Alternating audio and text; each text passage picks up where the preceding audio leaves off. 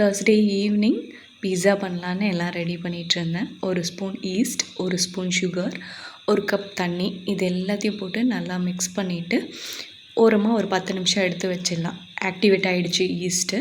நான் இப்போ ஒரு 250 கிராம் மைதா எடுத்திருக்கேன். அதுக்கு தேவையான அளவுக்கு உப்பு ஆட் பண்ணி நல்லா மிக்ஸ் பண்ணிக்கலாம். மிக்ஸ் பண்ணதுக்கப்புறம் ஆக்டிவேட் ஆன ஈஸ்ட்டு தண்ணியை அதில் ஊற்றி நல்லா மாவை பிசைஞ்சு எடுத்துக்கலாம். நான் அதுக்கு மேலே தண்ணிலாம் எதுவும் ஊற்றலை. அதே தண்ணியிலே நல்லா பிசைஞ்ச பிறகு நல்லா எண்ணெய் அப்ளை பண்ணி ஒரு 1.5 மணி நேரம் ஊற வச்சாச்சு. 1.5 மணி நேரத்துக்கு அப்புறம் மாவு இப்படி தான் இருந்தது, டபுளாகி வந்திருந்தது. நான் இப்போதைக்கு காய்கறிலாம் கட் பண்ணி வச்சுருக்கேன். என்கிட்ட இருக்க தக்காளி, வெங்காயம், பன்னீர், குடமிளகாய், அப்புறம் சீஸ் இதெல்லாம் துருவி ரெடி பண்ணி வச்சுக்கிட்டேன். ரெடி பண்ணதுக்கப்புறம் மாவுக்கு ஒரு குத்து விட்டுட்டு அந்த மாவை நல்லா ஸ்ப்ரெட் பண்ணி விட்டாச்சு.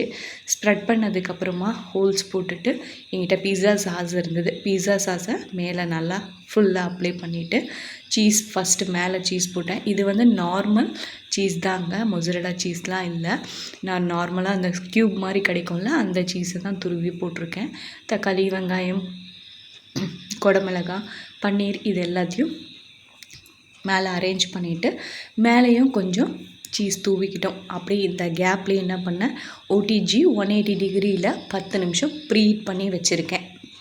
ப்ரீஹீட் பண்ணதுக்கப்புறமா சீஸ்லாம் மேலே தூவிட்டு இது சில்லி ஃப்ளேக்ஸ், அரிகனோ இதெல்லாம் மேலே அப்ளை பண்ணிவிட்டு எடுத்துகிட்டு போயிட்டு ஓடிஜியில் வச்சாச்சு. ஓடிஜிலேருந்து வச்சு 15 நிமிஷம் கழித்து வெளியில் எடுத்தாச்சு.